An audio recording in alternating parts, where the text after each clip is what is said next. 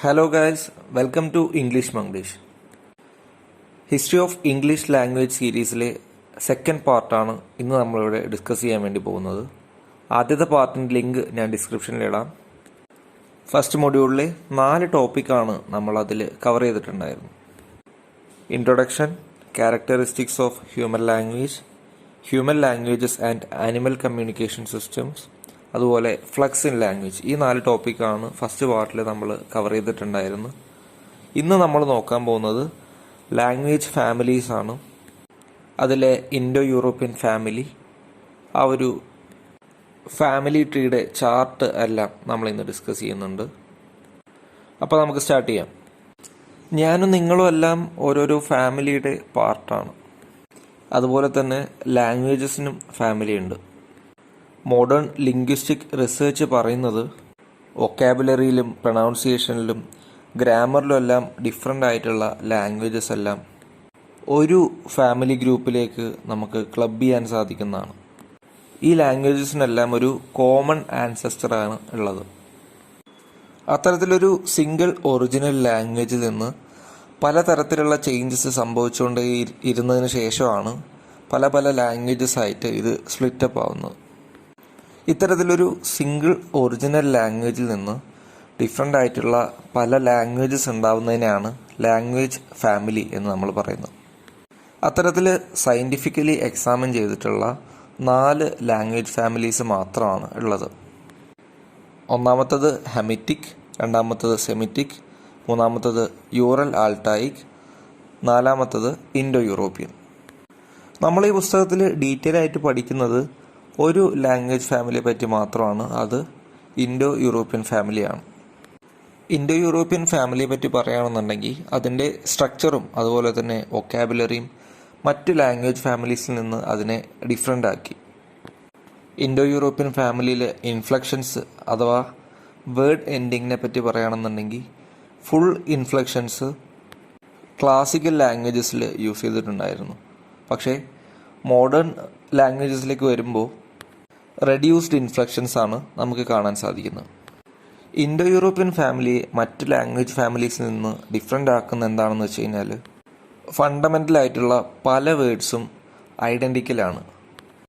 അതായത് Indo European ഫാമിലിയിൽ വരുന്ന പല ലാംഗ്വേജസും ക്ലോസ് റിലേഷൻഷിപ്പ് കാണിക്കുന്നുണ്ട് ചില വേർഡ്സായിട്ട്. അതിനുദാഹരണം ഇവിടെ പറയുന്നത് ഫാമിലി റിലേഷൻഷിപ്പ് വേർഡ്സ്, അതുപോലെ നമ്പേഴ്സ്, ഇത്തരത്തിലുള്ള വേർഡ്സ് എല്ലാം ലാംഗ്വേജസ് ആയിട്ട് പല ഡിഫറെൻറ്റ് ലാംഗ്വേജസ് ആയിട്ട് ക്ലോസ് ആയിട്ടുള്ള റിലേഷൻഷിപ്പ് കാണിക്കുന്നുണ്ട്. അതിനുദാഹരണമായിട്ട് ഇംഗ്ലീഷിലെ ഫാദർ, ലാറ്റിൻ അതിന് പാറ്റർ, ഗ്രീക്കിലും പാറ്റർ, ജർമ്മനിലേക്ക് വരുമ്പോൾ വാറ്റർ, ഫ്രഞ്ചിൽ പേരെ, സാൻസ്ക്രിറ്റിൽ പിത, അതുപോലെ തന്നെ ബ്രദർ, 1, 10, ഇത്തരത്തിലുള്ള വേർഡ്സ് എല്ലാം ക്ലോസ് റിലേഷൻഷിപ്പ് കാണിക്കുന്നുണ്ട്. അപ്പോൾ ഈ ഒരു എവിഡൻസിൻ്റെ ബലത്തിൽ നമുക്ക് പറയാം English, German, Latin, Greek, French and Sanskrit ഇതെല്ലാം ഒരു കോമൺ ആൻസസറിൻ്റെ കീഴിൽ വരുന്ന ലാംഗ്വേജസ് ആണ്. ഈ പാരന്റ് ലാംഗ്വേജിനെ Aryan, Indo Germanic, Proto European, Indo European ഇങ്ങനെ പല പല പേരുകളിൽ നമ്മൾ വിളിക്കുന്നുണ്ട്. ഇതിൽ ബെസ്റ്റ് നെയിം നമ്മൾ പറയുന്നത് ഇൻഡോ യൂറോപ്യൻ ആണ്. കാരണം ഇതിൽ ഇന്ത്യയിലെയും യൂറോപ്പിലെയും മിക്ക ലാംഗ്വേജസും ഇത് കവർ ചെയ്യുന്നുണ്ട്. അതുപോലെ തന്നെ ഈ ഒരു ലാംഗ്വേജ് ഫാമിലിയുടെ ബൗണ്ടറി എന്ന് നമുക്ക് സങ്കല്പിക്കാവുന്നത് ഇന്ത്യയും അതുപോലെ തന്നെ യൂറോപ്പുമാണ്. ഇൻഡോ യൂറോപ്യൻ ആദ്യമായിട്ട് സംസാരിക്കുന്നത് ബ്ലാക്ക് സീയിൽ ആ ഒരു പ്രദേശത്തിലൂടെ അലഞ്ഞതിന് നടന്നിട്ടുണ്ടായിരുന്ന സെൻട്രൽ ഏഷ്യയിലെ നൊമാഡിക് ട്രൈബ്സ് ആണ്. 3000 മുതൽ 3500 BC വരെയാണ് അവർ ബ്ലാക്ക് സീ ലാൻഡ്സിലൂടെ വാൻഡർ ചെയ്തിട്ടുണ്ടായിരുന്നത്. കുറച്ച് കാലം കഴിയുമ്പോൾ ഭക്ഷണത്തിനും അതുപോലെ മറ്റ് കാര്യങ്ങൾക്കുമായിട്ട് ഈ ഒരു ഗ്രൂപ്പ് ഓഫ് പീപ്പിൾ അവർ സ്പ്ലിറ്റപ്പ് ചെയ്ത് പല ഡയറക്ഷനിലേക്ക് പോവുകയാണ്. ഇത്തരത്തിലാണ് പല ഡയലക്ട്സിലുള്ള ലാംഗ്വേജസ് ഒരു പാരന്റ് ലാംഗ്വേജിൽ നിന്ന് ഉണ്ടാവുന്നത്. ഇത്തരത്തിൽ വളർന്നു വന്ന ലാംഗ്വേജസ് അല്ലെങ്കിൽ ഡയലക്ട്സ് അത് പിന്നീട് ഇൻഡിപെൻഡൻറ്റ് ലാംഗ്വേജസ് ആയിട്ട് മാറുകയാണ് ഉണ്ടാവുന്നത്. ഇൻഡോ യൂറോപ്യൻ ലാംഗ്വേജിൻ്റെ ഫീച്ചേഴ്സ് എല്ലാം അതേ രീതിയിൽ അത് റീറ്റെയിൻ ചെയ്തു. ഇൻഡോ യൂറോപ്യൻ ഫാമിലിക്ക് 8 ബ്രാഞ്ചസ് ആണുള്ളത്. അതിൽ ഓരോന്നിനും സബ് ഡിവിഷൻസും ഉണ്ട്. ഈ 8 ബ്രാഞ്ചസ് 2 ഗ്രൂപ്പായിട്ട് തിരിച്ചിട്ടുണ്ട്. സാറ്റേൺ അല്ലെങ്കിൽ ഈസ്റ്റേൺ ഗ്രൂപ്പ്, കെൻഡം അല്ലെങ്കിൽ വെസ്റ്റേൺ ഗ്രൂപ്പ്. ഇത്തരത്തിലുള്ള ക്ലാസിഫിക്കേഷൻ വന്നത് എങ്ങനെയാണെന്ന് വെച്ച് കഴിഞ്ഞാൽ ക ആൻഡ് ഗ സൗണ്ട്, ഈ 2 സൗണ്ടും വേളാർ പ്ലോസീവ്സ് ആണ്. ഈ സൗണ്ട്സ് ആൽവിയോളാർ ഫ്രിക്കറ്റീവ്സ് ആയിട്ടുള്ള ഷ് അല്ലെങ്കിൽ സ് സൗണ്ട്, ആ ഒരു സൗണ്ടിലാണ് ഈസ്റ്റേൺ ഗ്രൂപ്പിൽ പ്രൊനൗൺസ് ചെയ്തിട്ടുണ്ടായിരുന്നത്. പക്ഷേ വെസ്റ്റേൺ ഗ്രൂപ്പിൽ ക ആൻഡ് ഗ സൗണ്ട് അത് വേളാർ പ്ലോസീവ് ആയിട്ട് തന്നെ റീറ്റെയിൻ ചെയ്തു. ഒരു എക്സാമ്പിൾ പറയുന്നുണ്ടെങ്കിൽ കുംടോം എന്നുള്ള ഇൻഡോ യൂറോപ്യൻ ഫോം ഓഫ് 100 അത് സാറ്റേം ആയിട്ട് സാൻസ്ക്രിറ്റിലും കെൻറ്റം അങ്ങനെ ലാറ്റിനിലും അറിയപ്പെടാൻ തുടങ്ങി. ഈസ്റ്റേൺ ഗ്രൂപ്പിലേക്ക് പോയപ്പോൾ ക സൗണ്ട് സ് ആയിട്ട് മാറി. പക്ഷേ വെസ്റ്റേൺ ഗ്രൂപ്പിൽ ക സൗണ്ട് അതേ രീതിയിൽ തന്നെ റീറ്റെയിൻ ചെയ്തു.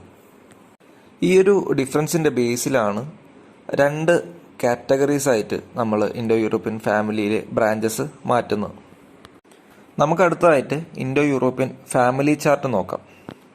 നമ്മൾ നേരത്തെ പറഞ്ഞ പോലെ ഇൻഡോ യൂറോപ്യൻ ഫാമിലി 2 ആയിട്ട് ഡിവൈഡ് ചെയ്തിട്ടുണ്ട്. സാറ്റേം അല്ലെങ്കിൽ ഈസ്റ്റേൺ ഗ്രൂപ്പും കെൻഡം അല്ലെങ്കിൽ വെസ്റ്റേൺ ഗ്രൂപ്പും.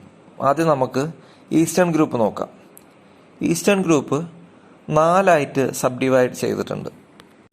Indo Iranian, Armenian, Albanian and ബാൾട്ടോസ്ലാവണിക്.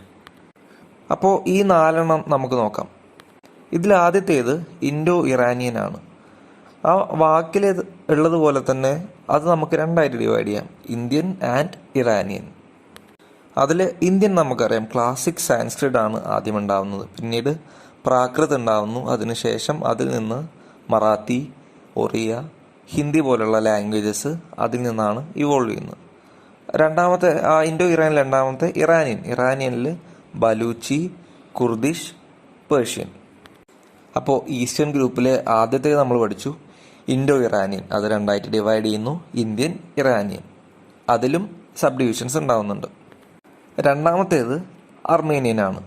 മൂന്നാമത്തേത് അൽബേനിയൻ. ഇതിലൊന്നും പിന്നീട് ഡിവിഷൻസ് ഉണ്ടാവുന്നില്ല. നാലാമത്തേത് ബാൾട്ടോ സ്ലാവണിക് ആണ്. അതിനെ നമുക്ക് ഡിവൈഡ് ചെയ്യാം ബാൾട്ടിക് ആൻഡ് സ്ലാവണിക്. അതിൽ ബാൾട്ടിക്കിലേക്ക് വരുമ്പോൾ ലിത്വേനിയൻ, ലെറ്റിഷ് എന്ന 2 ഡിവിഷൻ വരുന്നുണ്ട്. സ്ലാവണിക്കിലേക്ക് വരുമ്പോൾ റഷ്യൻ, ചെക്ക്, പോളിഷ് എന്നീ ഭാഷകൾ അതിൽ വരുന്നുണ്ട്. അപ്പോൾ ഇത്രയാണ് ഈസ്റ്റേൺ അല്ലെങ്കിൽ സാറ്റേം ഗ്രൂപ്പ് എന്ന് പറയുന്നത്. നമുക്കൊന്നുകൂടെ നോക്കാം. Indo Iranian, Armenian, Albanian, Balto Slavonic. അതിൽ ഇൻഡോ ഇറാനിയനും ബാൾട്ടോസ്ലാവണിക്കിനും മാത്രമാണ് ഡിവിഷൻ വരുന്നത്. ആ പേരിൽ ഉള്ളതുപോലെ തന്നെ ഇൻഡോ ഇറാനിയൻ നമുക്ക് ഇന്ത്യനും ഇറാനിയനുമായിട്ട് ഡിവൈഡ് ചെയ്യാം, ബാൾട്ടോസ്ലാവണിക്ക് നമുക്ക് ബാൾട്ടിക്കും സ്ലേവണിക്കുമായിട്ട് ഡിവൈഡ് ചെയ്യാം. അപ്പോൾ അതിൽ ഇന്ത്യനിൽ പിന്നീട് വരുന്നത് ക്ലാസിക്കൽ സാൻസ്ക്രിറ്റ്, നമുക്കറിയാവുന്ന പോലെ ഏറ്റവും പഴക്കേറിയ ലാംഗ്വേജ് ആണ് ക്ലാസിക്കൽ സാൻസ്ക്രിറ്റ്. അതിൽ നിന്ന് പ്രാകൃത്, അതിൽ നിന്നാണ് പിന്നീട് മറാത്തി, ഒറിയ, ഹിന്ദി പോലുള്ള ലാംഗ്വേജസ് ഉണ്ടാവുന്നത്. ഇറാനിയനിലേക്ക് വരുമ്പോൾ ബാലൂച്ചി, കുർദിഷ്, പേർഷ്യൻ. പിന്നെ ബാൾട്ടോസ്ലാവണിക്, ബാൾട്ടിക്കും സ്ലാവണിക്കുമായിട്ട് നമ്മൾ ഡിവൈഡ് ചെയ്തതിൽ ബാൾട്ടിക്കിൽ ലിത്വേനിയൻ, ലെറ്റിഷ് എന്ന 2 ഡിവിഷൻ വരുന്നു. സ്ലാവണിക്കിൽ റഷ്യൻ, ചെക്ക്, പോളിഷ് എക്സെട്ര. ഇനി നമുക്ക് വെസ്റ്റേൺ അല്ലെങ്കിൽ കെൻഡം ഗ്രൂപ്പ് അത് നോക്കാം. ഈസ്റ്റേൺ ഗ്രൂപ്പിനെ പോലെ തന്നെ 4 ഡിവിഷനാണുള്ളത്. ഒന്നാമത്തത് കെൽട്ടിക്, രണ്ടാമത്തത് ഗ്രീക്ക് അല്ലെങ്കിൽ ഹെലനിക്, മൂന്നാമത്തത് ഇറ്റാലിക്, നാലാമത്തത് പ്രിമിറ്റീവ് ജർമാനിക് അല്ലെങ്കിൽ ട്യൂട്ടോണിക്. അപ്പോൾ ആദ്യത്തെ നമുക്ക് നോക്കാം കെൽട്ടിക്.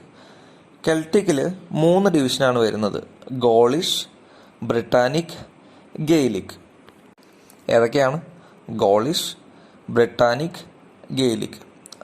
രണ്ടാമത്തേത് ഗ്രീക്ക് അല്ലെങ്കിൽ ഹെലനിക് ആണ്. അതിൽ പിന്നീട് സബ് ഡിവിഷൻസ് വരുന്നില്ല. മൂന്നാമത്തേത് ഇറ്റാലിക് ആണ്. അതിൽ ക്ലാസിക്കൽ ലാറ്റിൻ, പിന്നീട് അതിൽ നിന്ന് വൾഗർ ലാറ്റിൻ, അതിനുശേഷം റൊമാൻസ് ലാംഗ്വേജസ് അതിൽ നിന്നുണ്ടാകുന്നു. നാലാമത്തേത് പ്രിമിറ്റീവ് ജർമാനിക് അല്ലെങ്കിൽ ട്യൂട്ടോണിക് ലാംഗ്വേജ് ആണ്. അതിൽ north Germanic, east Germanic, west Germanic ഇങ്ങനെ 3 ഡിവിഷൻ ഉണ്ടാകുന്നു. അതിൽ വെസ്റ്റ് ജർമാനിക് പിന്നെയും സബ് ഡിവൈഡ് ചെയ്ത് old English, low low Germanic, high Germanic എന്ന 3 ഡിവിഷൻ ഉണ്ടാകുന്നു. ഇതിൽ ഓൾഡ് ഇംഗ്ലീഷ് മാത്രം സർവൈവ് ചെയ്ത് പിന്നീട് അത് മിഡിൽ ഇംഗ്ലീഷായി, അതിനുശേഷം നമ്മൾ ഇന്ന് യൂസ് ചെയ്യുന്ന മോഡേൺ ഇംഗ്ലീഷായി മാറുന്നു. അപ്പോൾ നമുക്കൊന്നുകൂടെ നോക്കാം.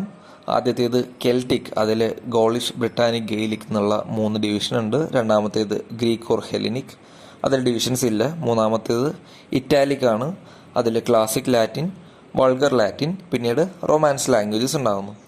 ലാസ്റ്റത്തേത് പ്രിമിറ്റീവ് ജർമാനിക് ഓർ ട്യൂട്ടോണിക്, അതാണ് ഏറ്റവും ഇമ്പോർട്ടൻറ്റ്. നമ്മൾ ഇനി കൂടുതൽ പഠിക്കാൻ പോകുന്നത് അതിനെക്കുറിച്ചാണ്. അപ്പോൾ അതിൽ north Germanic, east Germanic, west Germanic എന്ന 3 ഡിവിഷൻ ഉണ്ടാകുന്നു. അതിൽ വെസ്റ്റ് ജർമാനിക് പിന്നെയും പ്രോഗ്രസ് ചെയ്ത് 3 കാറ്റഗറി ആയിട്ട് മാറുന്നു. High Germanic, low Germanic, old English എന്നുള്ള 3 കാറ്റഗറി ആവുന്നു. ഇതിൽ ഓൾഡ് ഇംഗ്ലീഷ് പിന്നീട് മിഡിൽ ഇംഗ്ലീഷ് ആവുന്നു. അതിനുശേഷം ഇന്ന് നമ്മൾ യൂസ് ചെയ്യുന്ന മോഡേൺ ഇംഗ്ലീഷ്. അപ്പോൾ ഇത്രയാണ് ഇൻഡോ യൂറോപ്യൻ ഫാമിലി ചാർട്ട്. ഒരു എസ്സേ ക്വസ്റ്റ്യൻ ചോദിക്കുകയാണെന്നുണ്ടെങ്കിൽ ഈ ഒരു ചാർട്ട് നമുക്ക് കാണാതെ കറക്റ്റായിട്ട് വരയ്ക്കാൻ പറ്റുന്നുണ്ടെങ്കിൽ അത് വലിയൊരു അഡ്വാൻറ്റേജ് ആയിരിക്കും. പ്രത്യേകിച്ച് കൊറോണ ആയതുകൊണ്ട് നമുക്ക് എസ്സേ ക്വസ്റ്റ്യന് 6ഓളം ചോയ്സസ് കിട്ടുന്നുണ്ട്.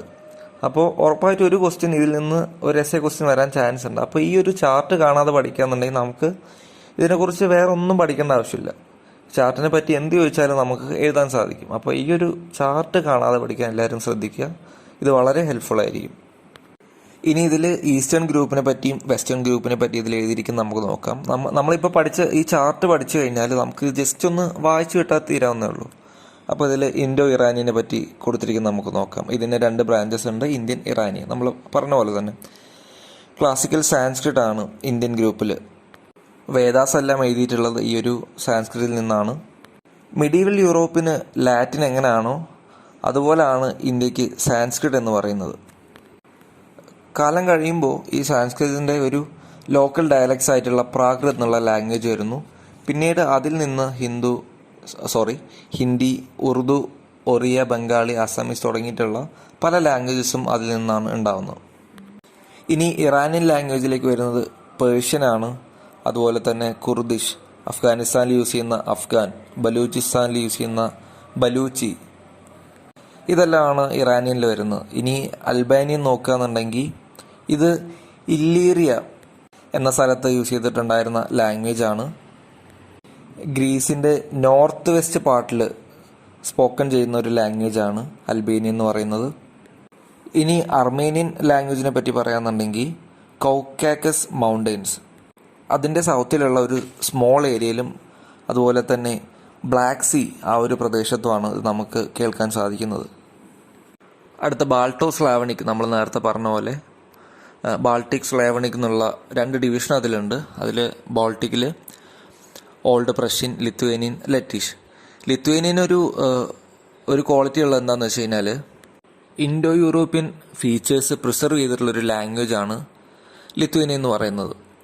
അത് മറ്റ് ലാംഗ്വേജസിൽ നിന്നെല്ലാം ഡിസപ്പിയർ ആയിട്ടുള്ള പല ക്വാളിറ്റീസും നമുക്ക് ലിത്വേനിയനിൽ കാണാവുന്നതാണ്. ഇതൊരു വൺ വേർഡിന് ചോദിക്കുകയാണെന്നുണ്ടെങ്കിൽ നമുക്ക് എഴുതാം. ഇനി സ്ലാവണിലേക്ക് വരുമ്പോൾ നമ്മൾ നേരത്തെ പഠിച്ച പോലെ തന്നെ Russian, Bulgarian, Serbian, check and polish, ഇത്രയാണ് അതിൽ വരുന്നത്. ഇനി നമുക്ക് വെസ്റ്റേൺ അല്ലെങ്കിൽ കെൻഡം ഗ്രൂപ്പ് നോക്കാം. ഹെലനിക് അല്ലെങ്കിൽ ഗ്രീക്ക്. ഗ്രീക്കിൽ ഒരുപാട് ഡയലക്ട്സ് സംസാരിച്ചിട്ടുണ്ടായിരുന്നു. അതിൽ ആറ്റിക് എന്ന് പറയുന്ന ഡയലക്ട്സ് ആണ് ഏറ്റവും പോപ്പുലർ ആയിട്ടുണ്ടായിരുന്നത്. ഏതൻസിൽ യൂസ് ചെയ്തിട്ടുണ്ടായിരുന്നു. ഇത് മറ്റ് ഡയലക്ട്സ് ആയിട്ടുള്ള അയണിക്, ഡോറിക്, അയോളിക് പോലെയുള്ള ഡയലക്ട്സിൽ നിന്നൊരു സുപ്രിമസി നേടിക്കൊടുക്കാനായിട്ട് സാധിച്ചു. കാരണം പൊളിറ്റിക്കലും കൾച്ചറലായിട്ടുള്ളൊരു പൊസിഷൻ ഏതൻസിന് ആ സമയത്തുണ്ടായിരുന്നു. അടുത്തത് ഇറ്റാലിക്. ആൻഷ്യൻ്റ് ഇറ്റലിയുടെ ഡയലക്റ്റാണ് ഇറ്റാലിക് എന്ന് പറയുന്നത്. ഈ ഇറ്റാലിക്കിൽ തന്നെ ഓസ്കാൻ, ഉംബ്രിയൻ, ലാറ്റിൻ എന്ന പലതരത്തിലുള്ള ഡയലക്ട്സ് ഉണ്ടായിരുന്നു. ഇതിൽ ലാറ്റിൻ ഒരു സുപ്രീം പൊസിഷൻ നേടി. കാരണം റോമിൽ യൂസ് ചെയ്തിട്ടുണ്ടായിരുന്ന ഡയലക്റ്റ് ആയിരുന്നു ലാറ്റിൻ എന്ന് പറയുന്നത്. ഈ ഒരു ഇൻഫ്ലുവൻസ് ഓസ്കാൻ അതുപോലെ ഉംബ്രിയൻ എന്ന് പറയുന്ന ഡയലക്ട്സിനെ ഈ ലാറ്റിൻ എന്ന് പറയുന്ന ഡയലക്റ്റ് ഇല്ലാതാക്കി. റോമൻ എംപയറിൻ്റെ എക്സ്പാൻഷൻ കാരണം ലാറ്റിൻ പല യൂറോപ്യൻ പ്രദേശത്തേക്കും ക്യാരി ചെയ്യപ്പെട്ടു. ലാറ്റിൻ ഭാഷ ഇങ്ങനെ പല സ്ഥലത്ത് പല ലാംഗ്വേജസിൽ ജീവിക്കപ്പെട്ടു. അത്തരത്തിലുള്ള ലാംഗ്വേജസിനെയാണ് റൊമാൻസ് ലാംഗ്വേജസ് എന്ന് പറയുന്നത്. ഈ ഒരു റൊമാൻസ് ലാംഗ്വേജസ് ഉണ്ടാവുന്നത് ക്ലാസിക്കൽ ലാറ്റിനിൽ നിന്നല്ല, പക്ഷേ ഒരു വൾഗർ ലാറ്റിൻ, അതായത് സാധാരണക്കാരായ ആൾക്കാർ സംസാരിച്ചിട്ടുണ്ടായിരുന്ന വൾഗർ ലാറ്റിനിൽ നിന്നാണ് ഈ റൊമാൻസ് ലാംഗ്വേജസ് ഉണ്ടാകുന്നത്. French, Italian, Spanish, Portuguese, Romanian പോലെയുള്ള ഭാഷകൾ ഉണ്ടാകുന്നത് ഈ ഒരു വൾഗർ ലാറ്റിൽ നിന്നാണ്. അടുത്തത് കെൽറ്റിക് ആണ്. ക്രിസ്ത്യൻ എറയുടെ ബിഗിനിങ്ങിൽ കെൽറ്റിക് എന്ന് പറയുന്നത് യൂറോപ്പിൽ വൈഡായിട്ട് സ്പ്രെഡ് ചെയ്തിട്ടുണ്ടായിരുന്ന ഒരു ലാംഗ്വേജ് ആണ്. പക്ഷേ ഇന്ന് കെൽറ്റിക് എന്ന് പറയുന്ന ഭാഷ ബ്രിട്ടീഷ് ഐലൻഡ്സിലെ മൈനോറിറ്റീസ് മാത്രമാണ് സംസാരിക്കുന്നത്. ഇത് മൂന്നായിട്ട് ഡിവൈഡ് ചെയ്യാം: ഗോളിഷ്, ബ്രിട്ടാനിക് ആൻഡ് ഗേലിക്. എട്ടാമത്തെയും അവസാനത്തെയും ആയിട്ടുള്ളത് പ്രിമിറ്റീവ് ജർമാനിക് അല്ലെങ്കിൽ ട്യൂട്ടോണിക് ആണ്. ഇതാണ് ഏറ്റവും ഇമ്പോർട്ടൻ്റ് ആയിട്ടുള്ളത്. ഈ 8 ലാംഗ്വേജസിൽ നിന്ന്, ഈ 8 ഗ്രൂപ്പിൽ നിന്ന് നമ്മൾ ഇന്ന് സംസാരിക്കുന്ന ഇംഗ്ലീഷ് അത് ഇവോൾവ് ചെയ്തത് ഇതിൽ നിന്നാണ്. നമ്മൾ പറഞ്ഞ പോലെ north Germanic, east Germanic, west Germanic എന്നുള്ള 3 ഡിവിഷൻസ് ഉണ്ടായി. ഇതിൽ നോർത്ത് ജർമാനിക്കിൽ മോഡേൺ ലാംഗ്വേജസ് ആയിട്ടുള്ള സ്വീഡിഷ്, ഡാനിഷ്, നോർവീജിയൻ, ഐസ്ലാൻഡിക് തുടങ്ങിയ ലാംഗ്വേജസ് ഉണ്ടായി. ഈസ്റ്റ് ജർമാനിക്കിലേക്ക് വരുമ്പോൾ ഗോത്തിക്, അതുപോലെ തന്നെ ബർഗേണ്ടിയൻ തുടങ്ങിയിട്ടുള്ള ലാംഗ്വേജസ്. ഇനി വെസ്റ്റ് ജർമാനിക്, അത് പിന്നീട് 3ആയിട്ട് ഡിവൈഡ് ചെയ്തു. ഹൈ ജർമാനിക്, ഇതിൽ നിന്നാണ് മോഡേൺ ജർമ്മൻ ഭാഷ ഉണ്ടാവുന്നത്. രണ്ടാമത്തേത് ലോ ജർമ്മൻ, ഇതിൽ നിന്നാണ് ഡച്ച് ഉണ്ടാവുന്നത്. മൂന്നാമത്തേത് ആംഗ്ലോ സാക്സൺ അല്ലെങ്കിൽ ഓൾഡ് ഇംഗ്ലീഷ് ആണ്. ഇതിൽ നിന്ന് പിന്നീട് മിഡിൽ ഇംഗ്ലീഷ് ഉണ്ടാവുന്നു. പിന്നീട് അതിനുശേഷം ഏറ്റവും അവസാനം മോഡേൺ ഇംഗ്ലീഷ്, നമ്മൾ ഇന്ന് യൂസ് ചെയ്യുന്ന മോഡേൺ ഇംഗ്ലീഷ് അതിൽ നിന്ന് ഉണ്ടാവുന്നു. അപ്പോൾ ഇന്നത്തെ ക്ലാസ് നമ്മളിവിടെ വൈൻഡപ്പ് ചെയ്യുകയാണ്. ഇതിൻ്റെ കണ്ടിന്യൂഷനായിട്ട് വീഡിയോസ് അപ്ലോഡ് ചെയ്യുന്നതായിരിക്കും. എന്തെങ്കിലും ഡൗട്ട് ഉണ്ടെങ്കിൽ കമൻറ്റ് ചെയ്യുക. ഞാൻ പറയുന്നതിൽ എന്തെങ്കിലും മിസ്റ്റേക്ക് ഉണ്ടെങ്കിൽ അത് പോയിൻ്റ് ഔട്ട് ചെയ്യുക. വീഡിയോ ഇഷ്ടപ്പെട്ടെങ്കിൽ മാത്രം ലൈക്ക് ചെയ്യുക, സബ്സ്ക്രൈബ് ചെയ്യുക. Thank you.